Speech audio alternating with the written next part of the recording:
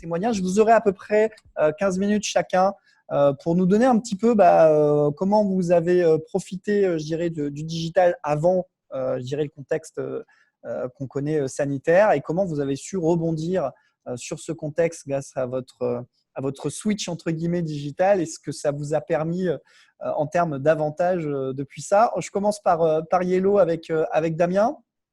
Damien, je vais peut-être te laisser présenter Yellow beaucoup mieux que moi, mais quoi qu'il en soit, vous êtes une agence de communication et je vais reprendre le terme que vous avez sur votre site internet qui est très bien, parce que vous dites que vous êtes une agence de communication avec la tête dans le web et les pieds sur le terrain. Je pense que c'est joliment dit. Je te laisse commencer à nous donner ton témoignage en premier dans cette table ronde. Donc, bonjour tout le monde, rebonjour tout le monde. Donc, je m'appelle Damien, je m'occupe de l'agence Yellow. Donc, effectivement, comme le disait Antoine, on fait du street marketing et du digital marketing. Notre cœur de métier, ou en tout cas ce par quoi on a commencé, c'est la partie street marketing. Aussi, de nos amis d'Imexoi. Donc pareil, vous êtes donc à un autre secteur d'activité. Ce que je disais tout à l'heure avec Damien, c'est que c'était important pour nous d'avoir différents secteurs d'activité. Ouais. Imexoi, vous êtes à la base sur des meubles en tech, Oui. donc la vente de meubles en tech, et vous faites aussi du sur-mesure, c'est bien ça. Exact. Exact. Donc, activité non innovante à la base. Donc, voilà, mais qu'il est devenu par la force des choses, c'est ça? Ouais, on a essayé du moins en mettant en place du sur-mesure et par rapport au confinement, du coup, grâce aux technologies maintenant, plus besoin d'être sur place ou quoi que ce soit pour le client. Directement en visio, on fait le sur-mesure, donc on crée le meuble en direct avec le client. À l'origine, comme je te disais, c'était une activité classique de vente, achat, revente de meubles. On a développé un peu le sur-mesure. Le côté digital, enfin le digital nous a permis de développer un peu la communication là-dessus. Et grâce aux outils, maintenant, on n'a plus besoin de présence physique ou quoi que ce soit pour créer notre meuble. On le fait à distance, directement en visio. Nos dessinateurs sont en visio et ne sont pas forcément au magasin, nos clients non plus. Du coup, directement depuis chez le client final, on peut gérer notre rendez-vous. Voilà, globalement, rapidement. Après, il y a tout ce qui est communication, grâce à Crealise, aux étudiants de Crealise, qui nous permettent de faire connaître un petit peu ce volet création à distance. Voilà. Et du coup, présentation succincte, mais voilà. Bon, c'est très bien, mais du coup, alors il y a Damien qui est de retour, donc ça c'est bien, mais je profite de rester avec toi. Comment tu as utilisé les outils digitaux justement pour comment est-ce que ça a eu un impact positif? Est-ce que ça a accéléré le chiffre d'affaires? Est-ce que ça a amélioré la relation client? Comment vous avez mis ça en place du coup? Alors, ça nous a permis de tenir suite à cette crise. Du coup, si on n'avait pas cet outil, ça aurait été peut-être un peu plus difficile. Déjà que ce n'était pas facile. Clairement, si on n'a pas ces outils digitaux, effectivement, ça aurait pu être plus compliqué, globalement. Après, pendant le Covid, il fallait réagir rapidement. Donc, essayer de mettre en place tout ce qui est communication pour justement prévenir les clients. Et après, on avait déjà commencé un petit peu à pas anticiper, mais à mettre en place les outils. Donc, on travaille avec JoinMe pour tout ce qui est visio ou Zoom, mais bon, voilà. Après, communication classique, outil de communication classique. Voilà, pour nous. Mais à la base, vous n'aviez pas d'e-commerce. Est-ce que c'était quelque chose qui s'était mis en place avant la crise sanitaire? On avait commencé à lancer un e-commerce, Métropole, effectivement, Bois-Lanka, donc d'Imexoi, Réunion. Et depuis la Réunion, on gère notre e-commerce en métropole, Bois-Lanka, avec notre stock, etc. Et on met en place les mêmes outils Visio, ce qui nous permet d'être totalement dématérialisé pour ce volet-là, effectivement. D'accord. Alors, il y a Damien Baucher aussi qui est arrivé, qui nous a rejoint de Terralta. Je repars peut-être avec merci pour cette première partie de témoignage, Alain. Donc, profitez du chat si vous avez des questions. Je repars avec Damien de Yellow. Ça vient, oui, c'est bon, on est de retour. Ça y est, de retour, Damien. On t'écoute, du coup, si normalement tout fonctionne. Oui, tout fonctionne. Enfin, j'espère en tout cas. On va tester ça de suite. On est bien et on est bien. On a commencé sur la partie street marketing. En fait, l'agence a 10 ans. On est de février 2010 pour être plus exact. Et on a commencé, nous, notre activité sur la partie street. Non, mais c'est un truc de fou. Je vous fais une petite présentation rapide de l'agence, vu qu'on n'est pas juste à côté. Ce sera l'occasion de mieux se connaître et de présenter l'équipe, sachant qu'il y a une bonne partie de l'équipe en plus qui vient de chez Crealis. Donc, bienvenue chez nous. On est situé à Saint-Pierre. Digital marketing et street marketing en cœur de métier. Vous avez Lana qui est juste ici, qui vient aussi de Crealis, mais qui a eu tous ses diplômes et qui est certifiée, c'est bon. Lucie qui est juste là, qui s'occupe de la partie street marketing et web également. Manon qui s'occupe de la partie brand content. Cyril qui s'occupe de la partie design et réalisation visuelle pour les réseaux sociaux. Là, on va rentrer dans la graphiste room avec Charlotte qui s'occupe également des visuels pour les réseaux sociaux, logo et on va dire une partie dessin également. Dani qui s'occupe de la partie print et visuel pour les réseaux sociaux et la partie web. On va traverser notre petit couloir avec des cloisons Leroy Merlin. Et on arrive en salle de réunion avec Mode et Sephora qui sont également de Crealis. C'est Crealis en force chez nous qui s'occupe de la partie brand content et gestion des réseaux sociaux. Donc, retournons à la salle de réunion et on va revoir ma tête et c'est bon, on va passer à autre chose. Donc, comme je vous disais, il y a 10 ans, déjà, on ne s'appelait pas Yellow, on s'appelait Publicity. Admettre, je lui voyais. On s'appelle Publicity. Le tout premier support de l'agence à cette époque était un véhicule publicitaire avec 2 surfaces d'affichage. Donc c'est comme ça qu'on a commencé, vraiment au début. On avait un camion, ensuite 2. L'activité street marketing s'est développée à ce niveau-là. Donc pendant 3 ans, on était exclusivement sur du street marketing. Je vous ai remis le petit catalogue de l'époque. Donc, on avait du véhicule d'affichage grand format juste ici. On fait toujours de l'Adbike, c'est du vélo électrique avec une surface d'affichage de 2 mètres carrés à l'arrière, du CleanTac et du marquage propre au sol qu'on réalise soit via de l'eau projetée. Donc là, le marquage que vous voyez coiffé pour Orange est uniquement fait à l'eau projetée. Donc, c'est la différence entre le sol qui est nettoyé et le sol qui est sale qui fait apparaître le message publicitaire. Et on fait également le même type de procédé avec de la craie biodégradable, donc ici pour Canal Grand Red.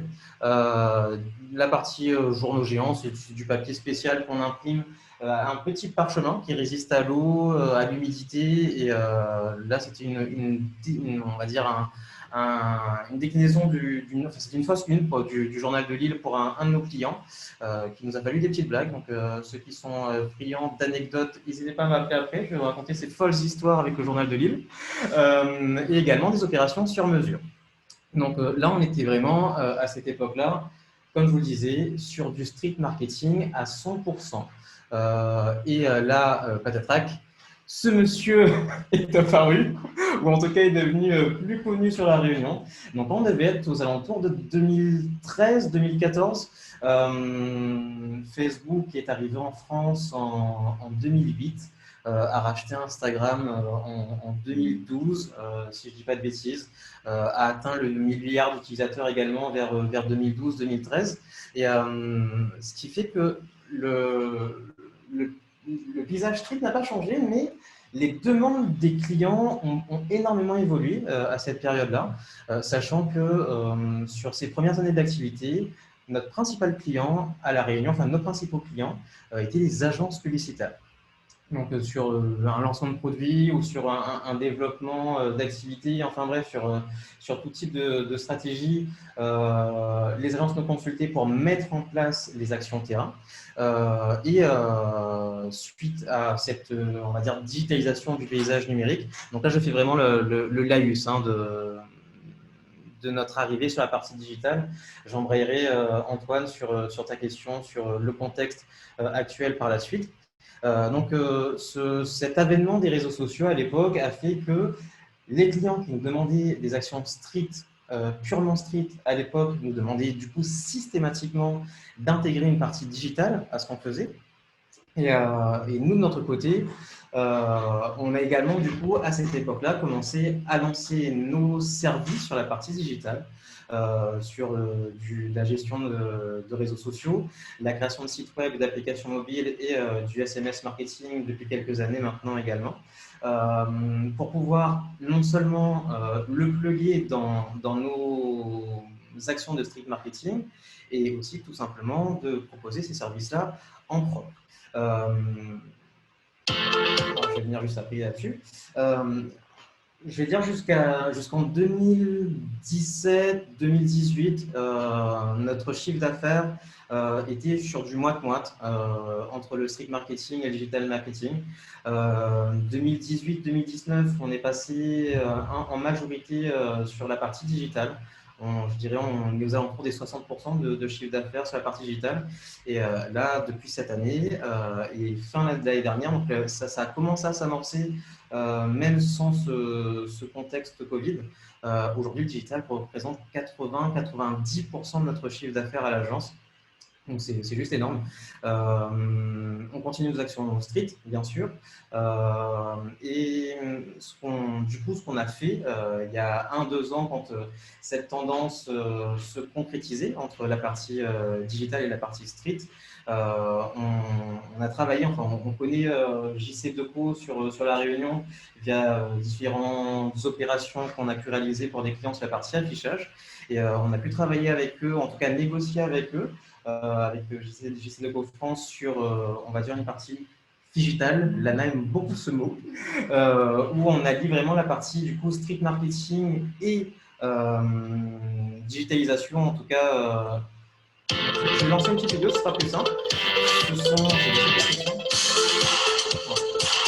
Donc c'est une opération qu'on a lancée sur La Réunion qui s'appelle JC Deco Live, JC Deco La Rue Nouvellement. On a du mobilier JC Deco qui est sur un format de 2 mètres carrés. Et dans lequel on peut venir plugger différentes choses. Donc on a 4 types de dispositifs sur La Réunion. Un dispositif grappin, vous voyez là juste en direct sur l'écran Cocolie et Orange. Et on a, comme sur la tête foraine, on a 2 boutons qui permettent de diriger une pince et récupérer les objets à l'intérieur d'une cube. On a cet objet, vous voyez juste là, qui est le multidistributeur avec différents racks. Il y a une machine qui va venir détecter une action spécifique. Bon, le son s'arrête, ce sera plus facile de parler. Donc, je vous parlais du MUPI distributeur. Donc, MUPI, c'est le nom du mobilier en fait. Donc, le MUPI distributeur va venir détecter une action spécifique sur la partie digitale. Donc, ça fonctionne, on va dire, comme un distributeur de boissons. C'est-à-dire qu'on a soit un bouton sur lequel on va venir appuyer et qui va déclencher une vis sans fin qui va faire tomber un produit. On a 5 racks dans le MUPI. Et là, dans le cas des opérations qu'on réalise avec JC Deco, on connecte toujours ce mobilier urbain avec une partie web ou digitalisée, à savoir qu'il peut aller détecter un hashtag spécifique qu'on va mettre sur Instagram, participer à un jeu concours en ligne avec un formulaire d'inscription qu'on va remplir. À la fin de ce formulaire d'inscription, la machine le détecte et fait tomber un produit, etc., etc.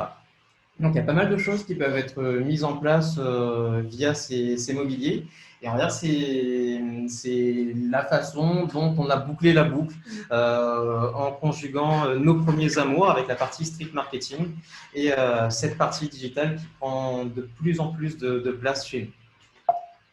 Et voilà pour la petite histoire.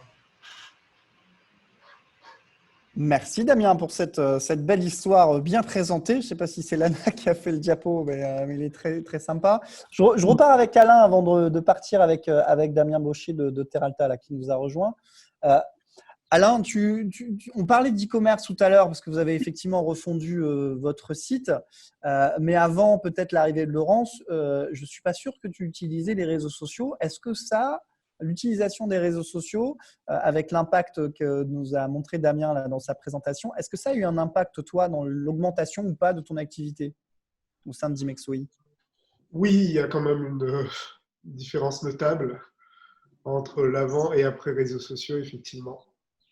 Et quel est le réseau social qui est chez toi, enfin chez vous, chez Dimexoi, a le plus d'impact aujourd'hui? Dimexoi, Facebook. Facebook est quand même un vecteur de communication important. Bien. Complètement là-dessus. Parfait. Merci Alain. On va aller justement du côté de Damien Baucher cette fois-ci. Damien, je ne sais pas si tu m'entends. Oui, je t'entends très bien, Antoine, et toi? Ah, bah très bien, parfait. Salut Damien, ravi Salut. de t'avoir. Merci de prendre sur tes jours de congé pour participer à ce masterclass. Damien, même question que les autres finalement, même si vous, le tournant digital, vous l'avez pris depuis un petit bout de temps. Donc, vous expliquez aussi comment Terralta, qui est un cimentier, donc pas forcément le secteur qui nous fait penser tout de suite à des besoins dans le digital. Comment vous avez pris et pourquoi avoir pris ce tournant très tôt? Et puis, justement, avec tout ce que vous avez mis en place, comment vous avez su passer cette crise sanitaire et ce confinement? Alors, du coup, comment est venu le virage digital? C'est tout simplement dû en fait à une opportunité qui était la revente de Lafarge, parce on appartenait à Lafarge à l'époque, il y a 3 ans maintenant, et on a été racheté par un groupe irlandais qui s'appelait CRH. Et du coup, au lieu de repartir sur simplement un site vitrine qui expose des produits et des services, qui générait à peu près 500 visiteurs mensuels, on s'est dit que ce qui était beaucoup plus intéressant, c'était aussi de générer davantage de trafic et surtout de pouvoir connecter un outil CRM qui nous permet de collecter de la donnée. Donc voilà, on a pris ce virage il y a 3 ans. Donc on a lancé une stratégie d'inbound marketing qu'on a construit, parce qu'on est vraiment parti d'une page blanche. Pour vous donner un chiffre clé, aujourd'hui, on génère à peu près 40 000 visiteurs mensuels sur notre site. Donc ça laisse donner à peu près la perspective d'évolution sur les 3 dernières années. Bien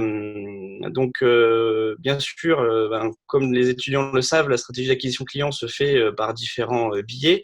Donc, on utilise principalement les réseaux sociaux pour drainer en fait et amener du trafic sur notre site internet et sur notre blog. Parce qu'on a à la fois un blog et un site internet plutôt institutionnel, Terralta, et le tout connecté au CRM d'HubSpot. Sans trop rentrer dans le détail, mais aujourd'hui, notre blog comporte à peu près 320 articles répartis sur différents personas. On va travailler, nous, le persona principal qui est le persona artisan. On a le persona particulier qui souhaite refaire des travaux dans sa maison, principalement sur de la rénovation. On a un deuxième persona particulier parce qu'au fur et à mesure des années, on s'est rendu compte que le persona, il évoluait dans sa vie. Donc, il fait pas que la réno, il a aussi besoin de temps justement à investir pour comprendre comment construire une maison. Est-ce qu'il vaut mieux acheter ou construire? Donc, on a développé énormément d'articles en rapport avec toutes ces problématiques et ce questionnement. Et enfin, on a aussi un persona je dirais architecte, qu'on va commencer à travailler là incessamment sous peu. Donc voilà un peu pour donner l'idée. C'est quelque chose qu'on a mis du temps à construire et puis la situation cette année s'est quand même bien dégradée. Du coup, il a fallu revoir, je dirais, pendant cette période-là de Covid, tout le planning éditorial. Donc on a tout décortiqué, on a dit non, on peut plus travailler comme on le fait actuellement, c'est compliqué. Les gens sont confinés chez eux, les besoins sont plus les mêmes. On a revisité vraiment à la fois les contenus qu'on diffusait. Donc on a essayé de répondre aux problématiques de nos artisans au travers de guides qui permettaient de leur expliquer comment reprendre le travail en sécurité avec le principe des gestes barrières qu'on connaît bien maintenant. Avec les gestes à pratiquer aussi quand les artisans sont en visite chez des particuliers.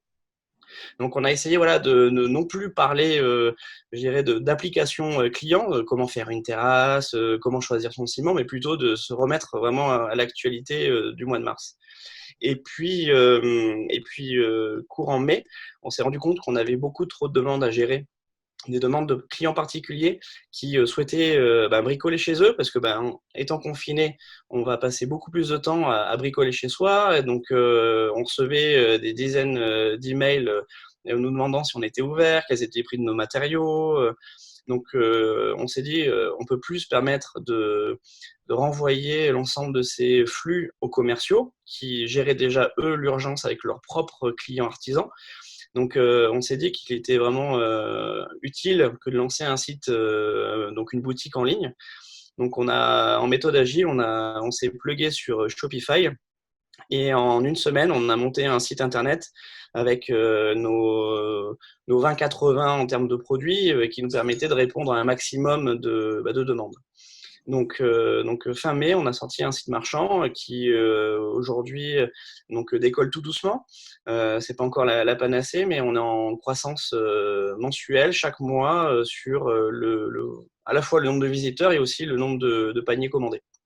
Donc ça a été je dirais une façon pour nous de s'adapter voilà, sur ce contexte qui nécessitait à la fois de l'urgence, mais qui nécessitait aussi de donner de l'information à ses clients qui étaient demandeurs et qui avaient besoin de savoir si on était ouvert, pas ouvert. Voilà. Donc, j'ai vu qu'il y avait une question sur des résultats notables sur la stratégie d'inbound marketing. Alors, combien de temps j'ai la chance de pouvoir converser avec pas mal d'entreprises qui ont mis en place cette stratégie-là. De ce qu'il en ressort, c'est que je vois les premiers résultats pas avant 6 mois. Il faut compter entre 6 et 8 mois pour véritablement se rendre compte des premiers résultats. Parce que c'est long de construire une stratégie d'inbound marketing, surtout quand on part de rien. Il faut aussi comprendre les différents algorithmes qui sont utilisés par Google, de façon à pouvoir aussi remonter principalement sur les pages. Le référencement naturel prend beaucoup de temps aussi. Donc, ça nécessite entre 6 et 8 mois pour vraiment se rendre compte qu'on draine des clients et des prospects. Alors, je profite de cette question de Clément que tu as déjà répondu. Merci, j'ai même plus besoin de l'animer, Damien. Pour poser à l'autre Damien et à Alain aussi, combien de temps vous avez mis pour voir les premiers résultats arriver sur les aspects digitaux? On va peut-être commencer par l'autre Damien, tiens, chez Yellow, avant d'aller chez Alain. Écoute, ça a été quasi instantané. Comme je vous le disais, on était vraiment sur une période où chacune des demandes de nos clients, mais je pèse vraiment mes mots quand je vous dis ça, hein, c'est devenu systématique. Donc, dès qu'on a ouvert les vannes du digital, ou en tout cas dès qu'on a proposé des services digitaux chez nous, ça a pris immédiatement. C'est ce qui nous a aussi encouragé du coup à développer d'autres types de services, ou en tout cas mieux réfléchir et avoir différentes typologies de clients ou différentes gammes de services sur la partie digitale, mais ça a été, dans notre cas, oui, quasi instantané. Du coup, Alain, même question, comment ça s'est passé de votre côté? Les résultats se sont vus immédiatement, dans le sens où, quand je suis arrivée, il y avait déjà une demande et qu'on est parti petit à petit vers le digital, mais les gens le voulaient déjà et étaient déjà actifs sur les réseaux, sur le site internet, etc. Et ils voulaient déjà les services digitaux qui ont suivi après. Vous avez fait ce qu'on appelle, et qu'on dit depuis ce matin, le customer centric, donc juste s'adapter aux besoins du client. Je rebondis sur on parlait d'inbound marketing, donc il y a Damien Baucher de Teralta qui a un fait de gloire parce qu'il est champion de France de la meilleure stratégie d'inbound, parce qu'il y a eu un concours national, c'était en début de cette année, parce qu'on dit souvent que la Réunion est un petit peu en retard, donc là on a prouvé que finalement on n'était pas du tout en retard, on était peut-être même en avance sur certains aspects. Le tournant digital, entre guillemets, cette transition, cette transformation, pour reprendre les termes du masterclass, vous l'avez pris un petit peu avant vous, le confinement, et je pense que vous en êtes là aujourd'hui grâce à ça, mais comment vous aviez fait à l'époque, puisque finalement il n'y avait pas forcément de ressources formées pour pouvoir, toi Damien, par exemple chez Yellow, pour pouvoir répondre aux clients. Donc il y avait le besoin du client, mais comment tu faisais pour y répondre sans forcément les ressources nécessaires pour y arriver? Alors, pour parler sans langue de bois, c'était la bricole. C'était pas plus compliqué que ça. On avait tous un profil street, certains avec un peu plus d'aisance sur la partie digitale, mais du coup, on s'est adapté à ce moment-là. Une partie de l'équipe s'est formée. On a fait appel également à certains freelances qui s'installaient nouvellement à La Réunion. Donc, tout ça s'est construit sur le tas, je dirais. Bien sûr, ça se passe en coulisses, donc le client, lui, ce qu'il voit, c'est ce qu'il attend. Donc, c'est l'essentiel pour nous, mais ça a nécessité forcément bien plus de travail, beaucoup plus d'investissement que ce qu'on peut connaître aujourd'hui. Les alternants qu'on reçoit chez nous ont non seulement déjà une base parce qu'ils évoluent dans ce monde qui s'est digitalisé, ils ont une base parce qu'ils se renseignent et qu'ils ont les outils en ligne ou des tutos ou peu importe qui leur permettent également d'apprendre même si c'est en autodidacte. Et il y a des structures telles que la vôtre qui leur permet vraiment d'exceller là-dedans. Donc à l'époque, ça demandait beaucoup d'investissement. On arrivait au résultat avec certaines fois beaucoup de souffrance. Mais oui, ça s'est fait vraiment, on va dire, sur le tas. Bien. Damien, de Terralta, cette fois-ci, Baucher, je repars vers toi parce que vous aviez un double challenge avec l'utilisation des outils digitaux. C'est qu'il y avait carrément aussi la création d'une marque, Terralta, parce que c'était le switch avec Lafarge. Du coup, est-ce que, et je connais déjà la réponse, donc on va plutôt la compléter avec comment les outils digitaux vous ont permis de prendre une place aussi rapide finalement sur le secteur sur lequel vous étiez positionné, parce que vous passiez d'un Lafarge qui est une marque connue ancienne à un Terralta où il fallait tout faire et rapidement intégrer le marché.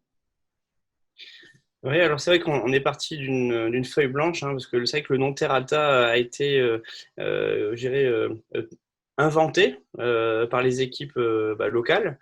On a procédé à un vote. Donc, c'est vrai qu'une fois qu'on est arrivé sur Mot Terralta en disant bah voilà, c'est comme ça que les collaborateurs veulent s'appeler, très bien. Maintenant, qu'est-ce qu'on va faire pour communiquer sur cette nouvelle entreprise, puisque à la fois rien ne change, parce que les collaborateurs sont les mêmes, mais en même temps tout change, parce que toutes les marques produits qui appartenaient à Fage, il a fallu les recréer, refaire tout ce qu'on appelle le rebranding avec des packaging, avec recréer des noms de marques, recommuniquer auprès de tous nos clients en leur expliquant que tel nom produit devenait tel nom produit. Donc ça a été pas que du digital, évidemment, surtout dans un secteur bâtiment comme le nôtre, où on a des usages sur de l'artisanat qui sont un peu plus, je dirais, rudimentaires. Hein. Les artisans aiment beaucoup le papier, donc il a fallu s'adapter et faire à la fois de l'outbound comme de l'inbound. Donc on a envoyé des courriers en direct, on a recréé un vrai catalogue produit comme on n'en avait jamais fait. On a aussi fait un événement client, on les a conviés pour leur expliquer ce qui allait se passer. Et le digital a été, je dirais, une action presque complémentaire au début. On ne s'est pas dit on va tout miser là-dessus. Au contraire, hein, c'était un tiers de nos actions allaient sur le digital, mais les 2 tiers allaient sur de la communication plutôt traditionnelle. Si aujourd'hui on en est là, et ce qui a fait que ça a réussi, c'est, je pense, une multitude de choses, mais la principale demeure dans le fait qu'on était les premiers. Il n'y avait pas de blog du bâtiment qui existait à La Réunion. Donc il y a 3 ans, quand on s'est lancé, un blog du BTP, un blog qui donne des conseils aux artisans, c'était tout nouveau. Personne n'y croyait, personne ne se disait que ça allait fonctionner. Et en fait, on a développé une plateforme de clients qui était assez considérable parce que concernant les artisans, on a multiplié par 4 le nombre de prospects que l'on avait auparavant. Donc c'est énorme en fait de façon mensuelle de se dire qu'on a ce volant d'affaires supplémentaire potentiel qui peut arriver. Donc c'est finalement le digital est devenu un 4e commercial dans l'équipe. Oui, parce que finalement, je me souviens à l'époque, on disait que les artisans n'étaient pas forcément sur les réseaux sociaux, donc ça ne servait à rien. Et au final, vous vous êtes rendu compte de l'impact extrêmement positif qu'il y avait par rapport à ça. Alain, je reviens sur Dimexoi, le meuble à La Réunion, c'est hyper concurrentiel, notamment dans le tech. Est-ce que le digital vous a permis de vite vous démarquer par rapport à la concurrence ? Alors, je pense que oui, mais dans le sens où c'est le contenu qui intéresse plus les personnes. Être sur les réseaux ne suffit pas. Enfin, oui, vous allez avoir plein de magasins sur les réseaux. Après, c'est le contenu qu'on propose, je pense, qui est différent des autres, sans prétention. Bien. Damien et Lana, même question, parce que vous étiez effectivement positionné avec une marque forte, entre guillemets, sur du street marketing. Comment devenir rapidement une référence dans le digital ? Parce que face aux grosses agences, qui a aussi on avait vu le tournant digital arriver, et pourtant, vous avez pris quand même une belle assise sur ce marché. Eh bien, c'est une bien bonne question, très cher. Écoute, je te dirais que je miserais peut-être sur notre capital sympathie. On prend peu la parole sur les réseaux sociaux, même si c'est notre métier. On se montre rarement, on montre rarement ce qu'on fait. Et c'est pas pour autant qu'on chôme. Mais les fois où on le fait, ou en tout cas les contacts qu'on a avec nos clients, je pense qu'il y a ce côté empathie, sympathie qui fait notre force. Enfin, c'est en tout cas ce qu'on nous dit souvent. Donc, je ne sais pas si je dois prendre la chose bien. Donc, on ne dit jamais votre professionnalisme, hein. On nous dit juste vous êtes super sympa. Donc, on ne sait pas trop comment le prendre. Mais oui, enfin, je pense que c'est plus le côté humain, du coup, qui à l'agence, nous a permis, je pense, de faire notre place. Et à côté de ce côté humain, cette singularité d'avoir commencé sur du full street et avoir basculé ensuite sur la partie digitale. Sur la partie street marketing, déjà à l'époque, on essayait, et c'est pour pousser, de lancer soit des projets innovants, des concepts innovants, ou en tout cas des choses qui nous tiennent à cœur ou qui nous font rire, tout simplement. Et c'est également ce qu'on essaie de faire sur la partie digitale. Bien sûr, on a notre routine quotidienne, on a notre train-train CM auquel on ne peut pas déroger, mais on essaye également de mettre un petit peu notre patte, notre touche sur tout ça, et c'est ce qui, je pense, ou j'espère, fait la différence et nous a permis de faire notre place. Bien, merci pour cette réponse à cette question qui paraissait piège, mais ne l'était pas, mon cher Damien. Et du coup, je pars sur autre chose, parce que nos étudiants sont confrontés quand même, alors même s'il y a une explosion post-confinement, on va dire, des besoins dans le digital, ils sont quand même confrontés encore à des réticences de leur management. Quels seraient les conseils, vous, pour l'avoir vécu, justement, ces changements? On a parlé de réticence au changement depuis ce matin et que cette transformation était avant tout de l'humain, avant les outils. Quels sont les conseils que vous pouvez donner aux étudiants par rapport à votre vécu pour permettre justement d'accélérer eux aussi la mise en place de ces outils digitaux au sein des entreprises, que ce soit en interne comme en externe d'ailleurs? Là, on est dans un contexte qui est très favorable. Là, je pense tout de suite, quand tu poses cette question, au chèque numérique. Bien sûr, il y a des sociétés qui ne peuvent pas y avoir droit, mais je pense qu'il y a une grande majorité des sociétés, des TPE, PME, qui peuvent quand même, en tout cas, y faire la demande. On n'a pas eu de refus de notre côté sur les clients qui étaient en tout cas éligibles. Ce sont ces sociétés, les TPE surtout, qui ne sont pas encore digitalisés ou n'ont pas encore eu soit le temps, soit l'envie, soit le courage de se lancer dans l'aventure digitale pour des raisons diverses et variées et surtout souvent financières et encore plus dans le contexte qu'on vit aujourd'hui. Et ce chèque numérique permet de tenter l'aventure, que ce soit sur la partie social media ou aventure web, mais aventure web va également, enfin se concorde également avec l'aventure social media ou en tout cas une vraie stratégie digitale derrière. Et c'est un vrai outil, en tout cas, enfin une vraie opportunité de tenter l'aventure. Donc oui, frappons aux bonnes portes, frappons à la porte de la région et là il faut y aller, quoi. Bien, même question du coup, Damien Baucher. Alors, ouais, je rejoins Damien de l'agence Yellow. Clairement, le contexte est ultra favorable. D'ailleurs, les études dernières le prouvent, hein. On aurait gagné plus de 7 ans de digitalisation et de transformation au sein des grosses entités du fait de ce contexte-là. Donc, après, clairement, il faut vraiment que chaque étudiant puisse convaincre son responsable, son boss, parce que c'est avant tout aussi une décision de chef d'entreprise. On peut pas y aller à moitié. Donc, il faut convaincre son boss. Je pense qu'il faut être très factuel, arriver avec des chiffres, pas avec des suppositions. Il a besoin d'être rassuré parce que bien souvent, il n'est pas du milieu. Les responsables de PME ont souvent un doute, une peur. En plus, ils ne maîtrisent pas forcément ce milieu, tout l'écosystème. Ils ont peut-être le sentiment d'être un peu dépassés et du coup, s'il y a de la peur, il n'y a pas forcément l'envie. Donc, je pense qu'il faut aussi beaucoup jouer la carte de rassurer ces dirigeants-là. Et puis derrière, il ne faut pas oublier qu'il y a une école qui réalise et qui est là aussi pour aider, pour soutenir tous les étudiants et profiter aussi du carnet d'entreprise avec tous les intervenants qu'il y a. les étudiants peuvent aussi demander conseil auprès de ces intervenants et ça permet aussi d'avoir des professionnels dans d'autres secteurs d'activité qui peuvent aussi un peu insuffler quelques idées. Donc, je pense qu'en collaborant tous, chaque étudiant est à même largement de convaincre son boss. Alain, justement, chez Dimexoi, je pense que tu avais vu venir les besoins dans le digital, puisque tu avais recruté Laurence à l'époque. Mais j'imagine que Laurence est venue un petit peu secouer ton quotidien, l'organisation et tout ça. Comment ça s'est passé? Est-ce qu'il y a eu des réticences? Est-ce qu'il y a eu des négociations? Comment ça s'est passé en interne chez Dimexoi? Non, enfin, moi je suis arrivée, j'ai eu la chance d'avoir un patron qui voyait déjà le besoin et qui voulait développer ça et innover là-dedans. Et je pense que on s'est bien trouvé. Ouais, ça s'est bien passé, il n'y a pas eu de réticence particulière. Après, il faut. D'où le fait qu'on prend un autre alternant de Créalise. Ouais. Il faut bien écouter les cours.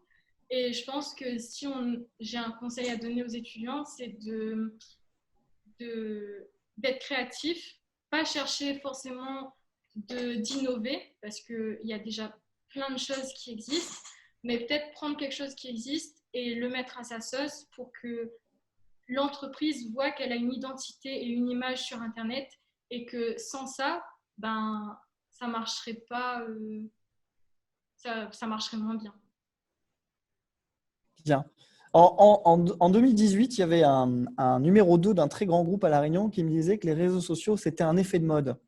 Qu'est-ce que vous en pensez de ça? Est-ce qu'on est toujours à ce stade-là ou est-ce que finalement, on est en train de remplacer, on parlait de commerciaux tout à l'heure, est-ce que les commerciaux, ça va être quoi finalement leur métier de demain?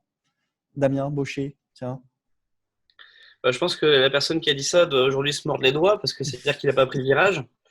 Euh, et l'outil digital va jamais substituer le travail des commerciaux. C'est une évidence. Par contre, ce dont je suis persuadé, et je le vois déjà du moins au sein de Terralta, c'est que le travail des commerciaux change et que l'outil leur facilite le travail aujourd'hui, leur fait gagner du temps. Et c'est surtout ça qu'il faut retenir, c'est que derrière, on est là, nous, marketing, pour rajouter des prospects, parce qu'on sait que les commerciaux aujourd'hui n'ont pas le temps de prospecter. Ils ne vont pas aller faire du porte-à-porte pour aller trouver des nouveaux chantiers ou pour savoir s'il faut faire des réfections de terrasse ou de plage de piscine. Ça ne fonctionne pas comme ça. Donc, nous, le marketing, on est capable aujourd'hui de dire, voilà, tous les mois, on vous apporte 200 nouveaux prospects à répartir au sein de l'équipe. Et du coup, on répartit ça par secteur géographique, par spécificité de produit. Et c'est ça qui est hyper important, c'est de montrer aujourd'hui que le travail du marketing, c'est palpable, c'est quantifiable, et on peut même voir derrière le taux de concrétisation sur les ventes qui auront été générées par les commerciaux. Donc, pour moi, les réseaux sociaux, et je pense que Facebook est probablement le réseau social le plus vivant à La Réunion, et quelqu'un qui ne mise pas dessus pour s'en servir comme canal d'acquisition, a un peu tort quelque part. Alors, je repars sur Alain et Dimexoi, puisqu'on parlait de Facebook tout à l'heure en disant que c'était probablement le réseau social qui ramenait le plus de trafic. Est-ce que du coup, vous avez réussi à gérer tout ce trafic derrière commercialement? Parce que j'imagine que tu dis que ça a eu un impact rapide, qu'il y a dû avoir un nombre de leads d'un coup qui est arrivé. Est-ce que ça a changé l'organisation? Comment vous avez géré tout ça? Du coup, il a fallu une adaptation de la community manager, qui a eu un rôle un peu de commercial. Du coup, ce que je pourrais dire aux étudiants, c'est d'être quand même assez polyvalent, surtout sur les petites structures. Nous, on est TPE, et dans les TPE, bon, voilà, on embauche une community manager, mais si cette personne ne fait pas preuve d'adaptation et de polyvalence, ça va être compliqué sur les petites structures. Nous, on a eu la chance d'avoir Laurence qui a pu justement rapidement être community manager, un peu commercial, elle est à l'accueil, enfin, elle a su prendre sa place dans la structure. Après, je parle pour les petites structures, dans les grosses structures ou un peu plus importantes, bon, bah, là, il faudra vraiment se spécialiser, être tout le temps sur les réseaux, etc. Voilà. Mais en tout cas, sur les petites structures, il faut cette polyvalence-là. Bien, merci. Et Damien, Yellow, j'ai vu une stat il n'y a pas longtemps de Digital Réunion qui dit que 16% des entreprises à La Réunion ont un site internet. Est-ce que ça te parle, ça? Qu'est-ce que tu en penses de cette stat? Écoute, j'en pense que, effectivement, comme le disait Damien tout à l'heure avec cette étude où on disait qu'il y a eu un gap de 7 ans. Alors, je ne sais pas si c'était un chiffre national que Damien ait vu. Oui, c'est un chiffre national. Si c'est national, je pense qu'à La Réunion, on a dû manger 10 ou 15 ans de gap. On se dit surtout c'est assez fou parce qu'il y a beaucoup de sociétés qui s'équipent aujourd'hui qui ne se rendaient pas compte de l'importance du digital et qu'il y a encore énormément de travail à faire. Donc, ce chiffre est encourageant, ça c'est sûr. Enfin, pour notre secteur d'activité, pardon, je parle. Mais il doit surtout nous permettre de nous dire qu'il y a une vraie prise de conscience de l'importance digitale qui doit avoir lieu sur la Réunion. Ah, merci pour cette réponse. Alors, et je vois que Damien y rajoute qu'effectivement, les commerciaux bénéficient de plus de prospects mieux qualifiés et plus faciles à prendre en charge. Effectivement, au-delà des avantages chiffre d'affaires et augmentation, on va dire, de leads, est-ce que ça a simplifié vos process en interne, Damien, Yellow? Alors, j'ai pas écouté la question. Je dis, est-ce que l'outil digital, on a beaucoup parlé là que c'était un avantage commercial, que ça avait augmenté le chiffre d'affaires, augmenté les leads et tout ça, mais est-ce que ça a aussi fluidifié les process en interne? Oui, enfin, là tu parles d'outils digitaux de façon générale, c'est ça? Oui, en interne. Par exemple, tiens, chez Yellow, vous utilisez quoi en interne? Est-ce que du Alors, coup, en il y a interne, des postes qui ont dû switcher avec l'utilisation de ces outils ou pas? En interne, on va dire on fluidifie les échanges, même si on est en open space chez nous, pour quand même pouvoir s'organiser et ne pas s'interpeller toute la journée, même si on est quand même quasiment en train de tout le temps faire ça. Hein, merci. On utilise beaucoup Slack comme, on va dire, outil de discussion qui permet de catégoriser également les discussions dans des chaînes qui correspondent à nos projets et également beaucoup Trello. On a utilisé vraiment pas mal d'outils. Hein. Je pense qu'on doit flirter les 15-20 outils qu'on a dû utiliser à l'agence, entre du Monday, du Teams, enfin bref, on a vraiment écumé pas mal d'outils. Et ce sont les deux qui nous ont, on va dire, le plus permis de nous organiser, ont été les plus avantageux pour nous et qu'on utilise du coup vraiment tous les jours aujourd'hui et qu'on a même du mal à couper une fois qu'on arrive chez nous. Damien Baucher, du coup, même question. Est-ce que les outils ont fluidifié? Parce qu'on disait que ça avait un peu changé, en tout cas, à ramener les commerciaux sur leur cœur de métier.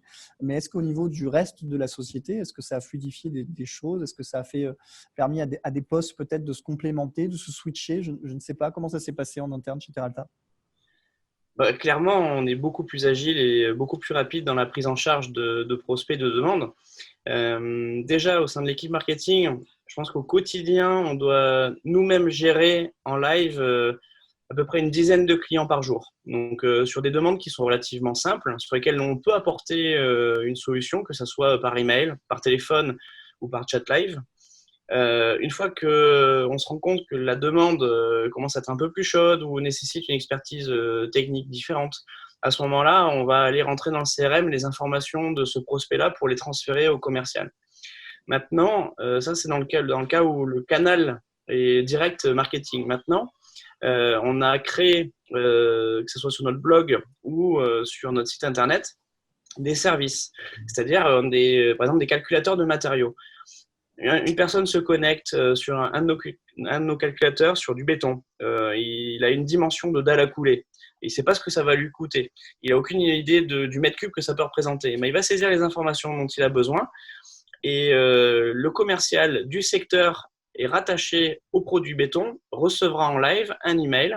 Tout est automatisé et c'est à lui à prendre en charge la demande client. Ça passe même plus par le service marketing. Parce qu'on considère que voilà, grâce au formulaire, il aurait été suffisamment qualifié pour que le commercial puisse rappeler ce prospect chaud. Merci Damien. Alain, vous aussi, vous avez mis des choses en interne, en process, du coup, avec des outils digitaux que vous utilisez? C'est une lutte de tous les jours. Du coup, on a essayé pas mal d'outils. Après, Trello et Slack, essentiellement. On a retenu ces deux-là. Et après, je dirais que trop d'outils tue l'outil. Donc, c'est cool, on essaye beaucoup de choses. Mais après, on s'est restreint, on est revenu sur le basique. Et là, on se limite à Trello et Slack. Comme pour Yellow, je pense qu'on a utilisé quoi, nous? Ouais, on a testé une dizaine, une quinzaine d'outils. Et au final, on s'est rendu compte que c'est chouette au début, mais après avoir un message, mais par où on passe, sur quel. Donc, on se limite maintenant. On essaie de s'efforcer à réduire le nombre d'outils, donc à sélectionner le bon, pareil dans les visuels, etc. Là, on teste, on essaye, et après, on revient à une solution. Parce qu'après, un message va passer par 4-5 canaux. Donc, ça aussi, c'est un petit piège. Il y a une multitude d'outils, mais il faut se forcer à n'en utiliser qu'un ou deux, voire trois, parce qu'après, c'est plus possible. Et à bien les utiliser. Ouais, voilà. Alors, je reviens sur le contexte sanitaire et notamment le confinement qu'on a vécu. Je croise les doigts pour qu'on n'en vive pas un deuxième, nous, ici à La Réunion. Comment vous avez gardé le lien avec votre communauté? Qu'est-ce que vous avez innové? Qu'est-ce que vous avez créé pendant cette période? Et qu'est-ce que vous allez garder de cette période que vous allez continuer de faire? Yellow, Damien? Alors, les services digitaux sont restés grosso modo les mêmes. Là où on a changé notre réflexion, c'est qu'on s'est vraiment adapté encore plus à la typologie de clients. Tout à l'heure, Damien parlait de méthode agile en utilisant Shopify. On ne va pas proposer à un client qui se lance tout nouvellement sur du e-shop un outil type PrestaShop ou un développement spécifique qu'il ne pourra pas gérer, qui va lui sortir par les trous de nez, qui finalement ne servira à rien. Donc, on a fait des packages qui correspondent plus, on va dire, aux habitudes digitales ou à l'expérience digitale des clients qui sont venus frapper à notre porte pour les accompagner de cette transformation et faire des packages, du coup, qui leur permettent de faire vivre, en tout cas dans les premiers mois, leur site et ne pas juste faire une livraison d'outils, encore une fois, avec lesquels ils auraient été perdus ou peut-être qu'ils auraient pu prendre la main dessus, mais sans avoir le trafic qui va avec. Bien, merci. Damien, Baucher, même question. Comment vous avez gardé le lien pendant le confinement? Qu'est-ce que vous avez créé? On parlait de Shopify tout à l'heure. Et qu'est-ce que vous allez probablement garder qui avait bien fonctionné et qui, du coup, aura encore de l'impact après? Ce qu'on va garder, c'est le site e-commerce parce que c'est quelque chose qu'on a monté très vite.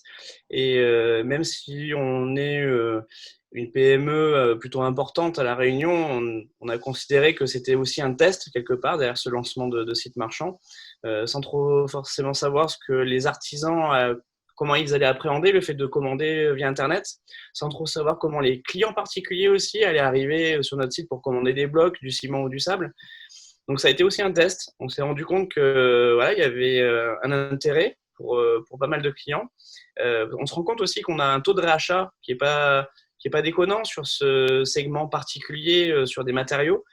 Donc c'est quelque chose qu'on va conserver et je pense qu'on essaiera même de l'améliorer légèrement dans le temps. Et puis surtout de pouvoir monétiser tout ce qu'on a fait dernièrement. C'est-à-dire que voilà, on a un blog, on a un site internet. L'objectif demain, ça sera de renvoyer au maximum toutes les demandes sur cette nouvelle plateforme qui permet de répondre à 70% des demandes parce que bien souvent, on a besoin d'avoir une idée de prix, de se rendre compte qu'est-ce que ça coûte les matériaux. Donc voilà, c'est quelque chose qu'on va conserver. Bien. Même question, Alain et Laurence, du coup? Alors, nous, on n'a pas fait directement de site e-commerce en local, donc on n'a pas lancé de Shopify ou de site autre. Par contre, ce qu'on a essayé de développer, c'est via justement nos réseaux sociaux, les offres directes et du coup, avec tous les moyens de paiement, donc la personne peut nous contacter directement et on peut lui vendre le produit sans aller directement sur un e-commerce à proprement parler avec un site d'image. Mais en back-end, derrière, on peut gérer tout ce qui est vente rapidement et facilement, avec l'habitude facilement. Donc voilà. Bien, merci Alain. Alors, avant de vous poser, moi, pour ma part, la dernière question, j'ai une question de Margot, je n'ai pas tout compris. Margot, j'essaye d'activer ton micro. Je te laisse poser peut-être la question et cibler peut-être ou laisser aux 3 personnes, nos 3 entreprises y répondre. On t'écoute, Margot. C'était quoi la question exactement? Bonjour. En fait, c'était en rapport avec, je pense à Damien, par exemple, qui a lancé son site internet sur Shopify.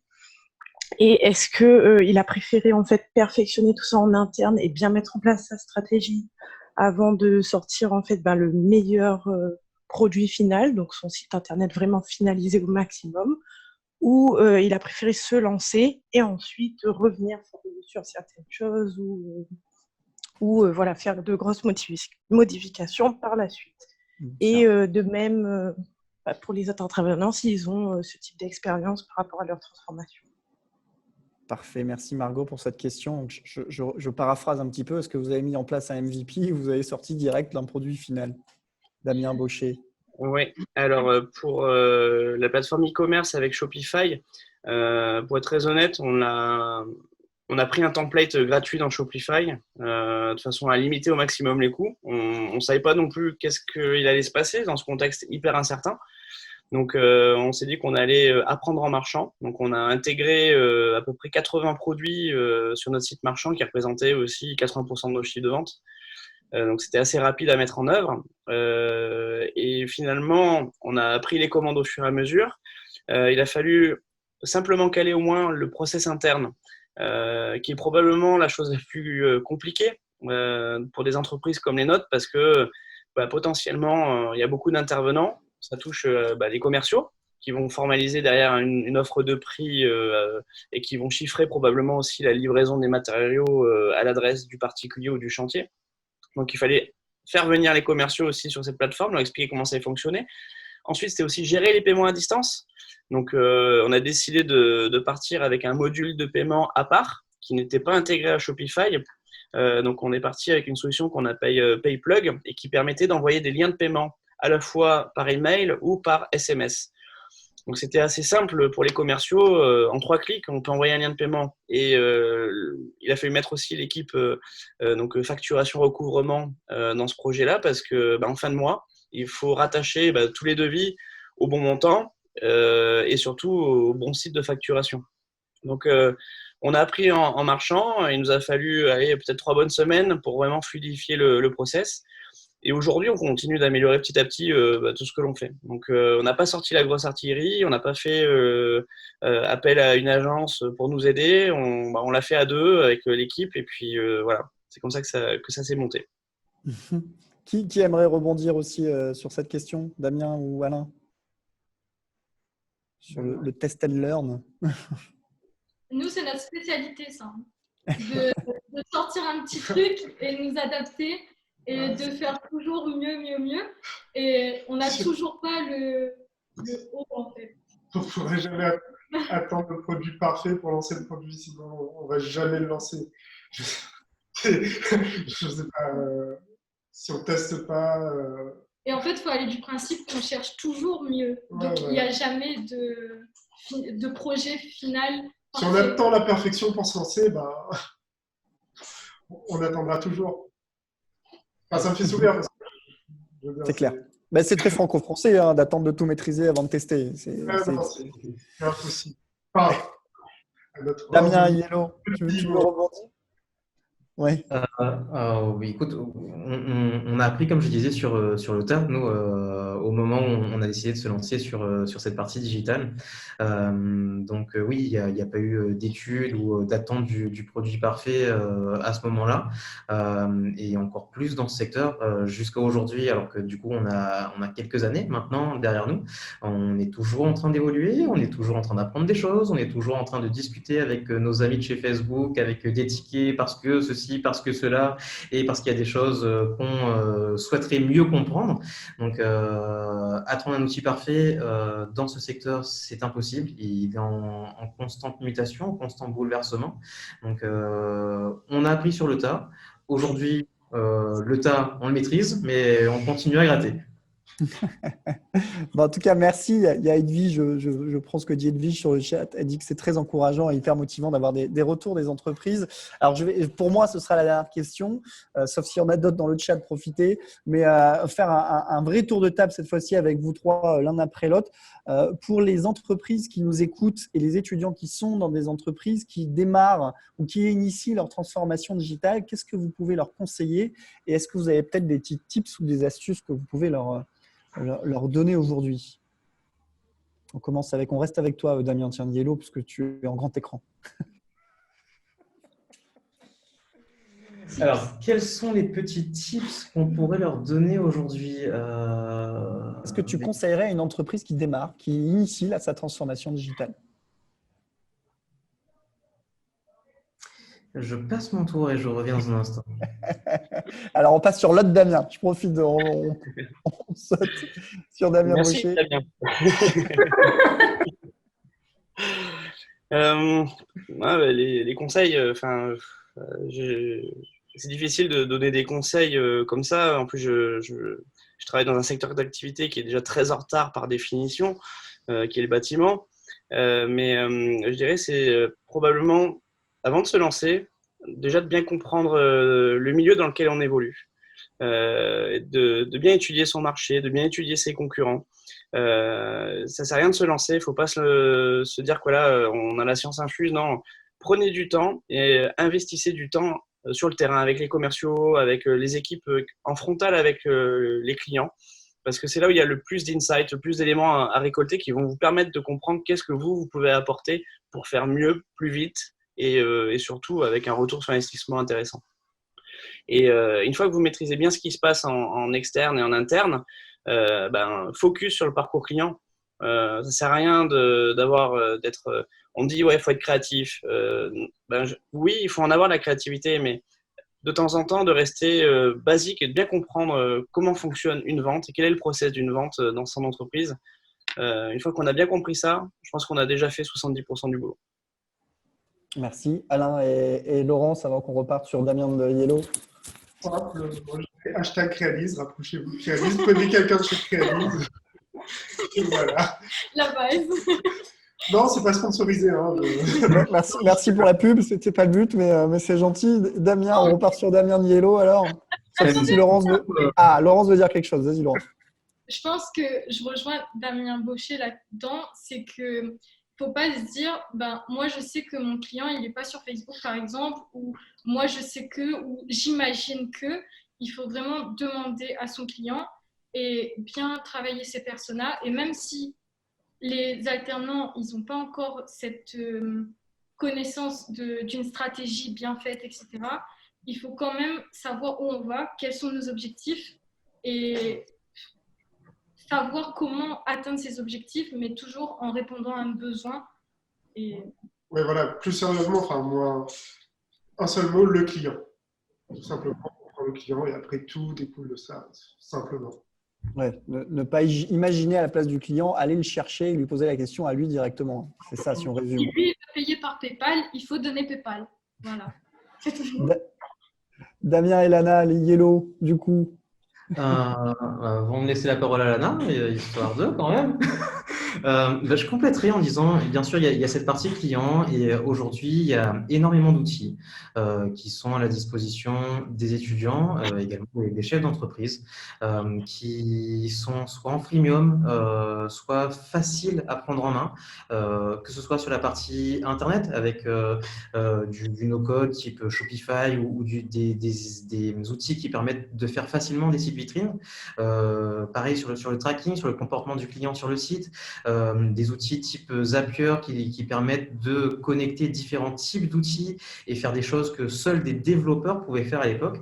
Donc, je pense que bien sûr, connaître son client, comprendre son comportement et utiliser cette multitude d'outils qui sont très souvent gratuits ou en tout cas avec des périodes d'essai pour comprendre son marché, voir ce qui peut fonctionner chez nous et tout simplement tester. Là, j'ai l'impression d'être vieux quand je parle comme ça, mais il y a quelques années, on n'avait pas toutes ces possibilités sur le web. On n'avait pas autant d'outils et aujourd'hui, on n'a plus besoin d'être développeur, ou en tout cas, on est agence et je pèse mes mots quand je dis ça. On n'a plus forcément besoin de faire appel à une agence pour commencer l'aventure digitale. On a besoin de faire appel à une agence pour accéder ou si on n'a pas forcément le temps.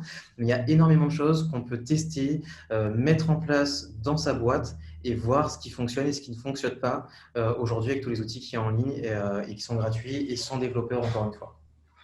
Exactement. Ouais. Je rejoins tout le monde. Clairement, je rejoins tout le monde. Je pense qu'avant tout, il faut garder sa curiosité de base. Si on a ouvert une entreprise, c'est qu'on a quand même la niaque. Les gens avec qui on travaille, c'est des gens qu'on a choisis quand même à intégrer dans la boîte. Donc, la curiosité d'avoir cet esprit critique et de faire de la veille tout le temps, rester informé. Il y a énormément de choses, comme dit Damien, qui existent à l'heure actuelle. Facebook lui-même propose des cours en ligne. Donc, essayer de se mettre à jour au maximum. Et oui, le client reste la base de tout. On l'a bien intégré pendant les 2 ans chez Crealise. Donc, on sait très bien qu'il faut aller voir le client avant de lancer un projet. Voilà.